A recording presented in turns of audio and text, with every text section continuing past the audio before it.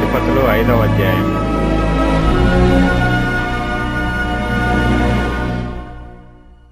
ఆ దినమున దెబోరాయు అబీనోయము కుమారుడైన బారాకును ఈ కీర్తన పాడిరి.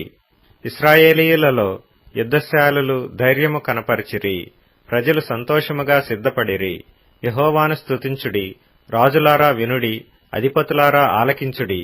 యెహోవాకు గానము చేసెదను, ఇశ్రాయేలు దేవుడైన యెహోవాను కీర్తించెదను. యెహోవా, నీవు శేయీరు నుండి బయలుదేరినప్పుడు, ఎదోము పొలము నుండి బయలుదేరినప్పుడు భూమి వణికెను, ఆకాశము నీళ్లను కురిపించెను, మేఘములు వర్షించెను. యెహోవా సన్నిధిని కొండలలో నుండి ప్రవాహములు వచ్చెను. ఇశ్రాయేలు దేవుడైన యెహోవా సన్నిధిని సీనాయిలో నుండి ప్రవాహములు వచ్చెను. అనాతు కుమారుడైన షమ్గరు దినములలో, యాయేలు దినములలో రాజమార్గములు ఎడారులాయెను. ప్రయాణస్థులు చుట్టుత్రోవలలోనే నడిచిరి. ఇశ్రాయేలీల అధిపతులు లేకపోయిరి. దెబోరా అను నేను రాకమునుపు, ఇశ్రాయేలులో నేను తల్లిగా నుండక మునుపు వారు లేకపోయిరి. ఇశ్రాయేలీయులు క్రొత్త దేవతలను కోరుకొనగా యుద్ధము ద్వారముల యొద్దకు వచ్చెను. ఇశ్రాయేలీయులలో 40,000 మందికి ఒక కేడెమే గాని ఈటయే గాని కనబడలేదు. జనులలో ఇశ్రాయేలీల అధిపతులు సంతోషముగా సిద్ధపడిరి. వారి యందు నాకు ప్రేమ కలదు. యెహోవాను స్తుతించుడి. తెల్లగాడిదలు నెక్కువారులారా, తివాసుల మీద కూర్చుండువారులారా, త్రోవలో నడుచువారులారా, ఈ సంగతి ప్రకటించుడి. విలుకాండ్ర ధ్వనికి దూరముగా నుండువారు, నీళ్లు చేదుకొను స్థలములలో నుండువారు యెహోవా నీతి క్రియలను ప్రకటించెదరు. ఇశ్రాయేలీల గ్రామములలో ఆయన జరిగించు నీతి క్రియలను వారు ప్రకటించెదరు. వినుటకై యెహోవా జనులు ద్వారములలో కూడుదురు. దెబోరా మేలుకొనుము, మేలుకొనుము, దెబోరా మేలుకొనుము, మేలుకొనుము. బారాకు కీర్తన పాడుము. అబీనోయము కుమారుడా, లెమ్ము, చెరపట్టిన వారిని చెరపట్టుము. ప్రజల వీరులలో శేషించిన వారును కూడి వచ్చిరి. శూరులలో యెహోవా నాకు సహాయము చేయవచ్చెను. అమాలేకీయులలో కాపురమున్న ఎఫ్రాయిమీయులను, నీ తరువాత నీ జనులలో బెన్యామీనీయులను, మాకీరు నుండి న్యాయాధిపతులను, జెబూలూనీయుల నుండి నాయక దండము వహించువారును వచ్చిరి. ఇస్సాకారీయులైన అధిపతులు దెబోరాతో కలిసి వచ్చిరి. ఇస్సాకారీయులను బారాకును అతి వేగమున లోయలోనికి చొరబడిరి. రూబేనీయుల కాలవల యొద్ద జనులకు గొప్ప హృదయాలోచనలు కలిగెను. మందల ఏలలను వినుటకు నీ దొడ్ల మధ్యను నీవేళ నివసించితివి. రూబేనీయుల కాలువల యొద్ద జనులకు గొప్ప యోచనలు కలిగెను. గిలాదు యోర్దాను అద్దరిని నిలిచెను. దానీయులు ఓడల దగ్గర ఏల నిలిచిరి. ఆషేరీయులు సముద్ర తీరమున తమ అఖాతముల యొద్ద ఏల నిలిచిరి. జెబూలూనీయులు మరణ భయము లేక ప్రాణము తృణీకరించుకొనిన జనము. నఫ్తాలీయులు భూమి మెట్టల మీద ప్రాణము తృణీకరించిరి. రాజులు వచ్చి యుద్ధము చేసిరి. మెగిద్దో కాలవల యొద్దనున్న తానాకులో కనాను రాజులు యుద్ధము చేసిరి. వెండి లాభము వారు తీసుకొనలేదు. నక్షత్రములు ఆకాశము నుండి యుద్ధము చేసెను. నక్షత్రములు తమ మార్గములలో నుండి సీసెరాతో యుద్ధము చేసెను. కీషోను వాగు వెంబడి, పురాతనపు వాగైన కీషోను వెంబడి వారు కొట్టుకొని పోయిరి. నా ప్రాణమా, నీవు బలము పూని సాగుము. గుర్రముల డెక్కలు శూరులను త్రొక్కెను. గుర్రములు ఎగసి ఎగసి శూరులను త్రొక్కెను. యెహోవా దూత ఇట్లనెను, మేరోజును శపించుడి, దాని నివాసుల మీద మహాశాపము నిలుపుడి. యెహోవా సహాయమునకు వారు రాలేదు. బలిష్ఠులతో కూడి యెహోవా సహాయమునకు వారు రాలేదు. కనానీయుడైన హెబెరు భార్య యాయేలు స్త్రీలలో దీవెన నొందును. గుడారములలో నుండి స్త్రీలలో ఆమె దీవెన నొందును. అతడు దాహం అడిగెను, ఆమె పాలు తెచ్చి ఇచ్చెను. సర్దారులకు తగిన పాత్రతో మేగడ తెచ్చి ఇచ్చెను. ఆమె మేకును చేత పట్టుకొనెను. పనివాని సుత్తెను కుడిచేత పట్టుకొని సీసెరాను కొట్టెను. వాని తలను ఆమె పగులగొట్టెను. ఆమె అతని తలను సుత్తెతో కొట్టగా అది పగిలెను. అతడు ఆమె కాళ్ల యొద్ద కృంగిపడి పరుండెను. ఆమె కాళ్ల యొద్ద కృంగిపడెను. అతడు ఎక్కడ కృంగెనో అక్కడనే పడి చచ్చెను. సీసెరా తల్లి కిటికీలో నుండి చూచెను. అల్లిక కిటికీలో నుండి చూచి కేకలు వేసెను. రాక అతని రథము తడువ చేయనేలా, అతని రథముల చక్రములు ఆలస్యము చేయనేలా ఆమె యొద్దనున్న వివేకము గల రాజకుమార్తెలు ఈలాగుననే ఉత్తరమిచ్చిరి. ఆమె తనకు తాను మరలా ఇట్లనుకొనుచుండెను, వారికి దొరికెను గదా, దోపుడు సొమ్ము పంచుకొనుచున్నారు గదా, యోధులందరూ తలా ఒక స్త్రీని తీసుకొందురు, ఇద్దరేసి స్త్రీలు వారికి దొరుకుదురు. సీసరాకు రంగు వేయబడిన వస్త్రమొకటి దోపుడు సొమ్ముగా దొరుకును, రంగు వేయబడిన విచిత్ర వస్త్రమొకటి దోపుడుగా దొరుకును. రెండు వైపులా రంగు వేయబడిన విచిత్రమైన వస్త్రము దోచుకొనిన వారి మెడలకు తగిన వస్త్రమొకటి దొరుకును. యెహోవా నీ శత్రువులందరూ అలాగుననే నశించెదరు. ఆయనను ప్రేమించువారు బలముతో ఉదయించు సూర్యుని వలె నుందురు అని పాడిరి. తరువాత దేశము 40 సంవత్సరములు నిమ్మళముగా నుండెను.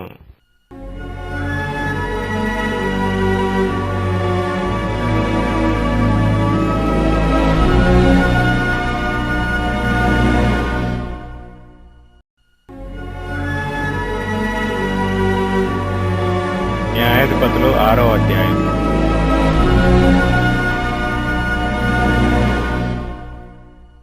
ఇశ్రాయేలీయులు యెహోవా దృష్టికి దోషులైనందున యెహోవా 7 ఏండ్లు వారిని మిద్యానీయులకు అప్పగించెను. మిద్యానీయుల చెయ్యి ఇశ్రాయేలీయుల మీద హెచ్చాయను గనక వారు మిద్యానీయుల ఎదుట నిలవలేక కొండలోనున్న వాగులను, గుహలను, దుర్గములను తమకు సిద్ధపరచుకొనిరి. ఇశ్రాయేలీయులు విత్తనములు విత్తిన తరువాత మిద్యానీయులను, అమాలేకీయులను, తూర్పున నుండివారును తమ పశువులను, గుడారములను తీసుకొని మిడతల దండంత విస్తారముగా వారి మీదికి వచ్చి వారి ఎదుట దిగి గాజాకు పోవునంత దూరము భూమి పంటను పాడుచేసి ఒక గొర్రెను గాని, ఎద్దును గాని, గాడిదను గాని, జీవన సాధనమైన మరి దేనిని గాని ఇశ్రాయేలీలకు ఉండనీయలేదు. వారును వారి ఒంటెలను లెక్కలేకయుండెను. దేశమును పాడు చేయుటకు వారు దానిలోనికి వచ్చిరి. ఇశ్రాయేలీయులు మిద్యానీయుల వలన మిక్కిలి హీనదశకు వచ్చినప్పుడు వారు యెహోవాకు మొరపెట్టిరి.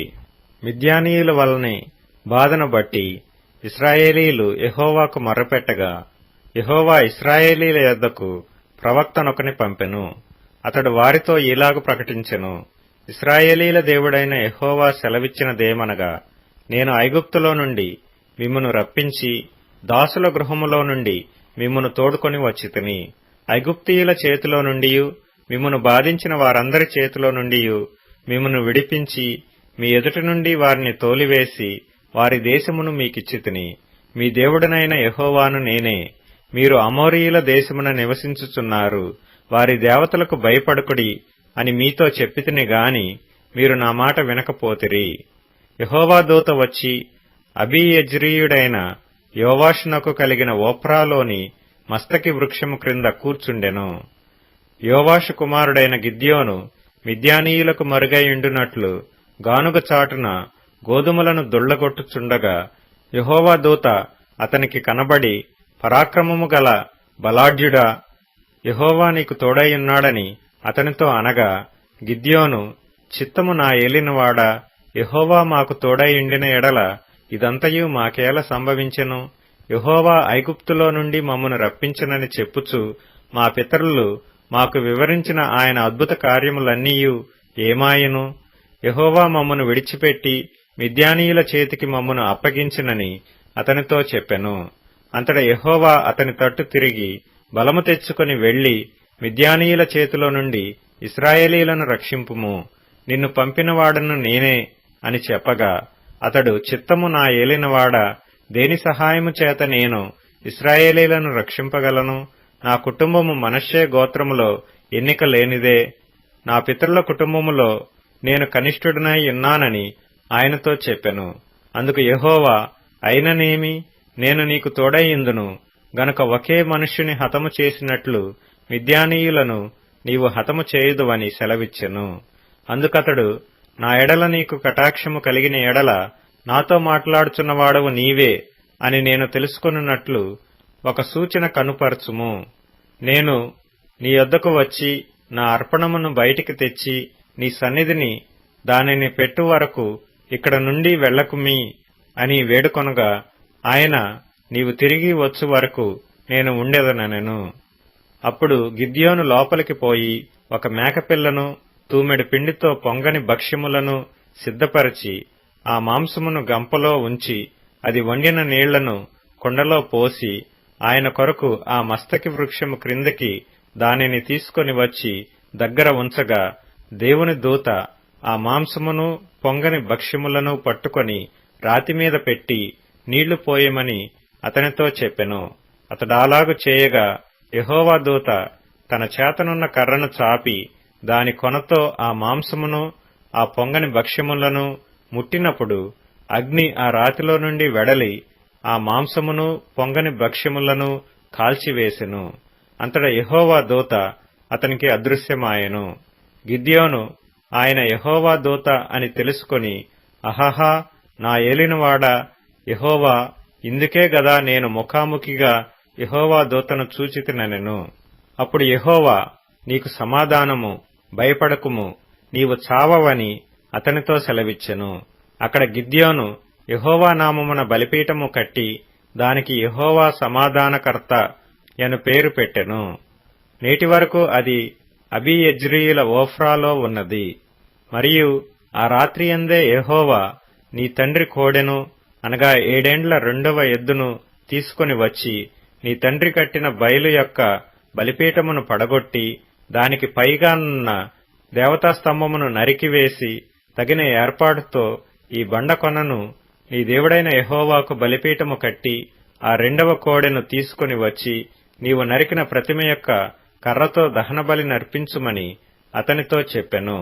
కాబట్టి గిద్యోను తన పనివారిలో 10 మందిని తీసుకొని వచ్చి యెహోవా తనతో చెప్పినట్లు చేసెను.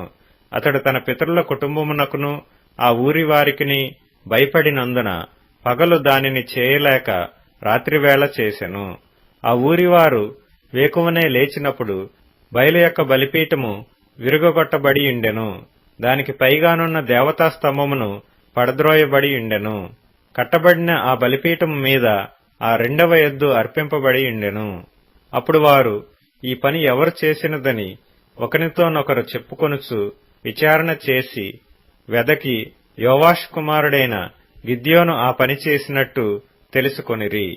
కాబట్టి ఆ ఊరి వారు, నీ కుమారుడు బయలు యొక్క బలిపీఠమును పడగొట్టి దానికి పైగానున్న దేవతా స్తంభమును పడద్రోసిన గనుక అతడు చావవలెను, వానిని బయటికి తెమ్మని యోవాషుతో చెప్పగా, యోవాషు తనకు ఎదురుగా నిలిచిన వారందరితో, మీరు బయలు పక్షముగా వాదింతురా, మీరు వాని రక్షించుదురా, వాని పక్షముగా వాదించువాడు ఈ ప్రొద్దుననే చావవలెను. ఎవడో వాని బలిపీఠమును విరగగొట్టెను గనుక వాడు దేవత అయినందున తన పక్షమును తానే వాదించవచ్చును. ఒకడు తన బలిపీఠమును విరగగొట్టినందున అతనితో బయలు వాదించుకొననిమ్మని చెప్పి ఆ దినమున అతనికి యెరుబ్బయలను పేరు పెట్టెను. మిద్యానీయులందరును అమాలేకీయులందరును తూర్పు వారందరును కూడి వచ్చి నది దాటి యెజ్రెయేలు మైదానములో దిగగా యెహోవా ఆత్మ గిద్యోనును ఆవేశించెను. అతడు బూర ఊదినప్పుడు అబీయెజెరు కుటుంబపు వారు అతని యొద్దకు వచ్చిరి. అతడు మనష్షీయులందరి యొద్దకు దూతలను పంపగా వారును కూడుకొని అతని యొద్దకు వచ్చిరి. అతడు ఆషేరు, జెబూలూను, నఫ్తాలి గోత్రముల వారి యొద్దకు దూతలను పంపగా వారును కూడిన వారిని ఎదుర్కొనుటకు వచ్చిరి. అప్పుడు గిద్యోను, నీవు సెలవిచ్చినట్లు నా చేత ఇశ్రాయేలీలను రక్షింపనుద్దేశించిన ఎడల నేను కళ్లమున గొర్రెబొచ్చు ఉంచిన తరువాత నేల అంతయు ఆరియుండగా ఆ గొర్రెబొచ్చు మీద మాత్రమే మంచుపడు నెడల నీవు సెలవిచ్చినట్లు ఇశ్రాయేలీలను నా మూలముగా రక్షించదవని నేను నిశ్చయించుకుందునని దేవునితో అనెను. అలాగున జరిగెను. అంతట ప్రొద్దుట లేచి ఆ బొచ్చును పిడిచి నీళ్లతో పాత్ర నిండు వరకు ఆ బొచ్చు నుండి మంచును పిండెను. అప్పుడు గిద్యోను, నీ కోపము నా మీద మండనీయకము, ఇంకొక మారే ఆ బొచ్చు చేత శోధింప సెలవిమ్ము. నేల అంతటి మీద మంచు పడియుండగా ఆ బొచ్చు మాత్రమే పొడిగా ఉండనిమ్మని దేవునితో అనగా ఆ రాత్రి దేవుడు అలాగున చేసెను. నేల అంతటి మీద మంచు పడినను ఆ బొచ్చు మాత్రమే పొడిగా నుండెను.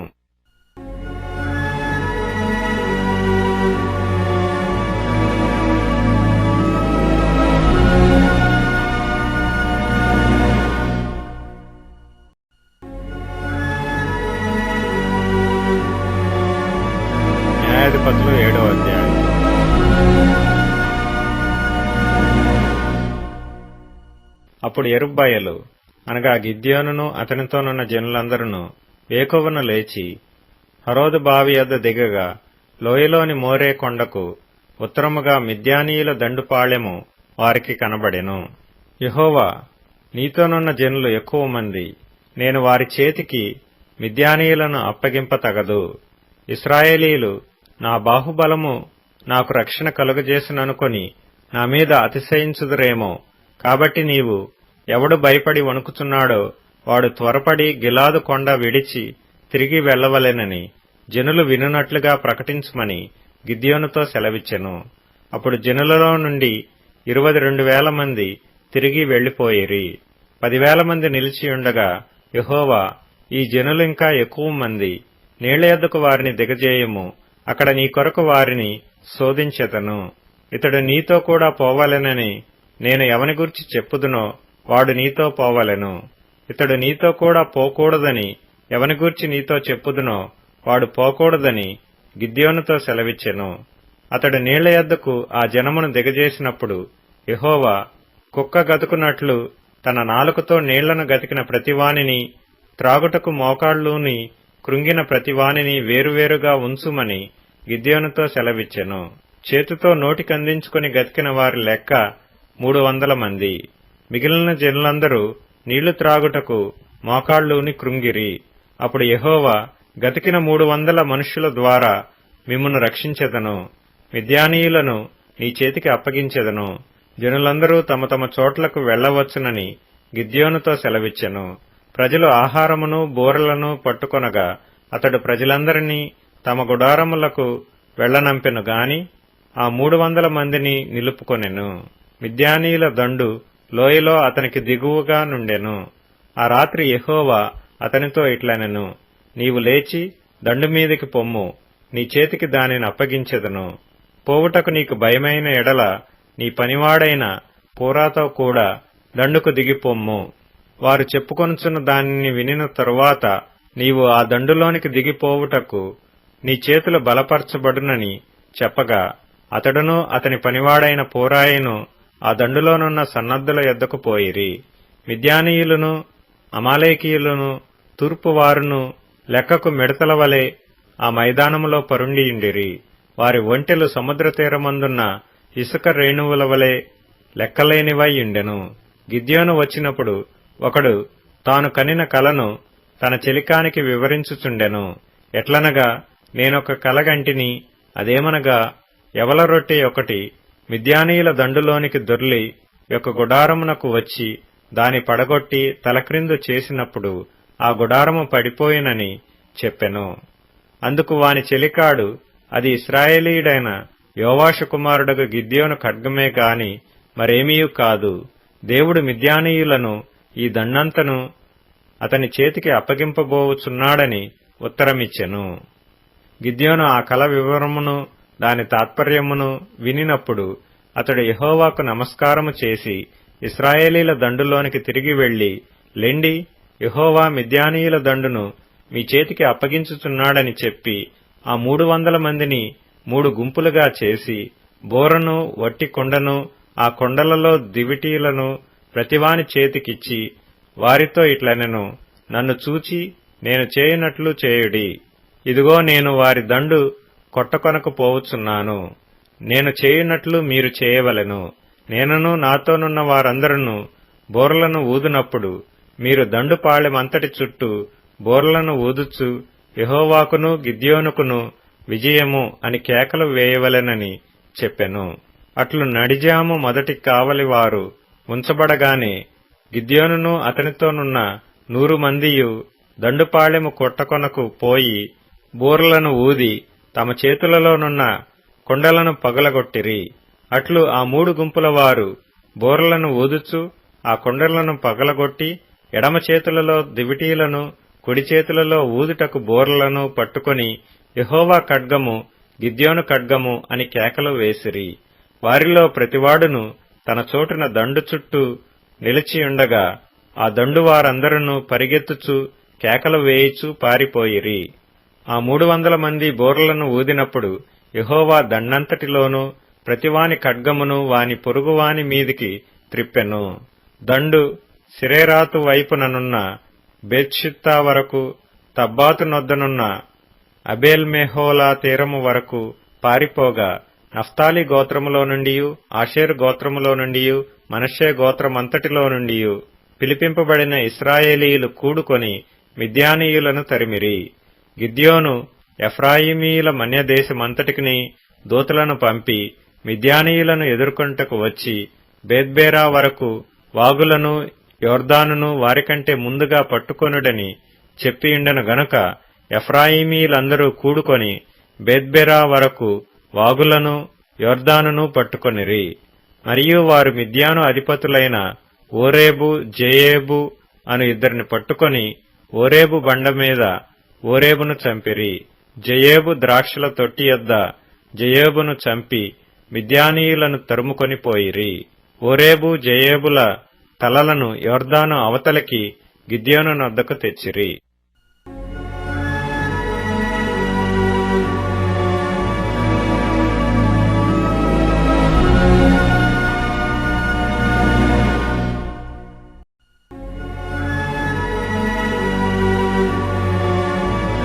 న్యాయాధిపతులు 8వ అధ్యాయం.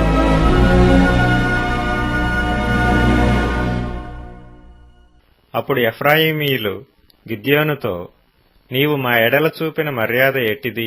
మిద్యానీయులతో యుద్ధము చేయుటకు నీవు పోయినప్పుడు మమ్ము నేల పిలవలేదని చెప్పి అతనితో కఠినముగా కలహించిరి. అందుకతడు, మీరు చేసినదెక్కడా, నేను చేసినదెక్కడా? అబీయెజరు ద్రాక్షపండ్ల కోత కంటే ఎఫ్రాయిమీయుల పరిగె మంచిది కాదా? దేవుడు మిద్యానీయుల అధిపతులైన ఓరేబును, జెయేబును మీ చేతికి అప్పగించెను. మీరు చేసినట్లు నేను చేయగలనా అనెను. అతడు ఆ మాట అన్నప్పుడు అతని మీద వారి కోపము తగ్గెను. గిద్యోనును అతనితోనున్న 300 మందియును అలసటగా నున్నను శత్రువులను తరుముచు యొర్దాను నొద్దకు వచ్చి దాటిరి. అతడు, నా వెంటనున్న జనులు అలసియున్నారు, ఆహారమునకు రొట్టెలు వారికి దయచేయుడి. మేము మిద్యాను రాజులైన జబహును, సల్మున్నాను తరుముచున్నామని సుక్కోతు వారితో చెప్పగా, సుక్కోతు అధిపతులు జబహు, సల్మున్నా అను వారి చేతులు ఇప్పుడు నీ చేతికి చిక్కినవి గనుకన మేము నీ సేవకు ఆహారము ఇయ్యవలనని అడిగిరి. అందుకు గిద్యోను, ఈ హేతువు చేతను జబహును, సల్మున్నాను యెహోవా నా చేతికి అప్పగించిన తరువాత నూర్చు కొయ్యలతోనూ కంపలతోనూ మీ దేహములను నూర్చివేయుదునని చెప్పెను.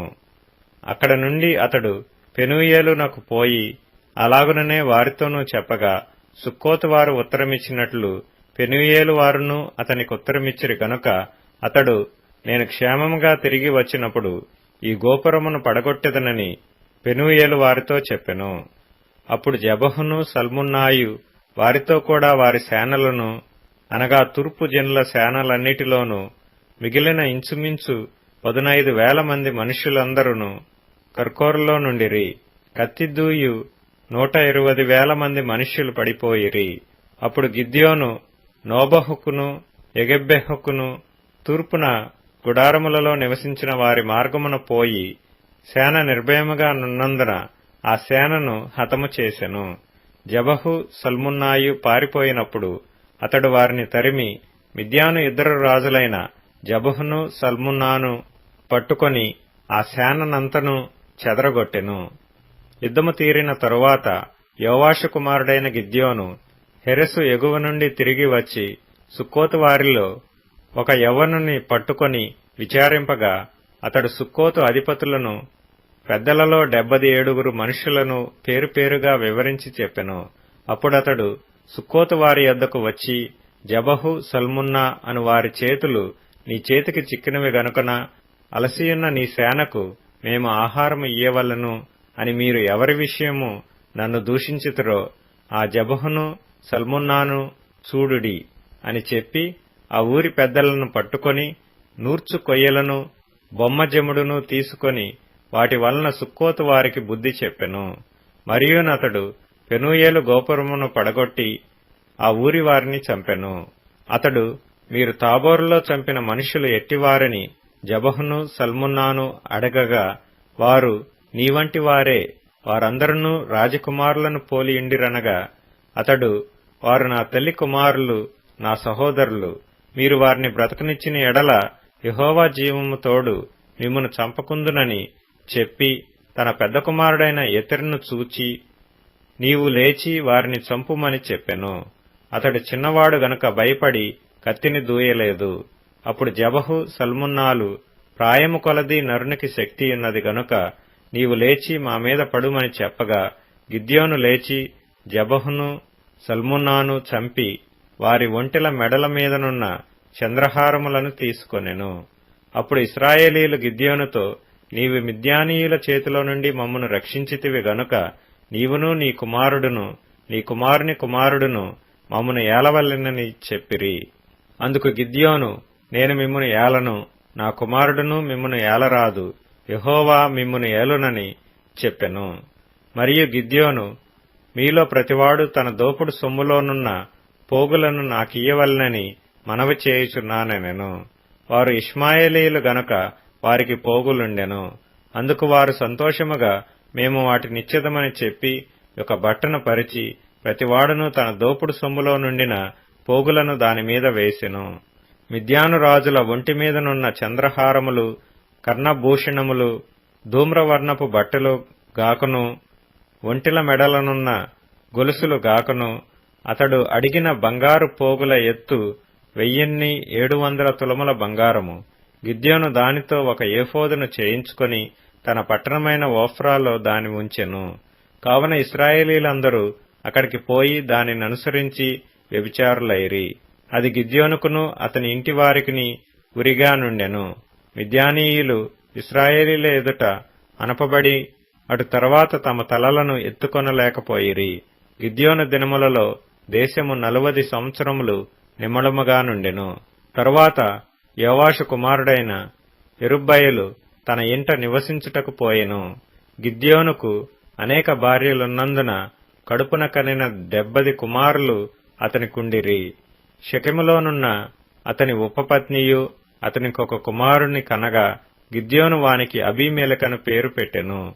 యోవాషు కుమారుడైన గిద్యోను మహావృద్ధుడై చనిపోయి అబీయెజ్రీయుల ఓఫ్రాలోనున్న తన తండ్రి అయిన యోవాషు సమాధిలో పాతిపెట్టబడెను. గిద్యోను చనిపోయిన తరువాత ఇశ్రాయేలీలు చుట్టునుండు తమ శత్రువుల చేతిలో నుండి తమను విడిపించిన తమ దేవుడైన యెహోవాను జ్ఞాపకము చేసుకొనక మరలా బయలులననుసరించి వ్యభిచారులై బయల్బెరీతును తమకు దేవతగా చేసుకొనిరి. మరియు వారు గిద్యోనును యెరుబ్బయలు ఇశ్రాయేలీలకు చేసిన ఉపకారమంతయు మరచి అతని ఇంటివారికి ఉపకారము చేయకపోయిరి.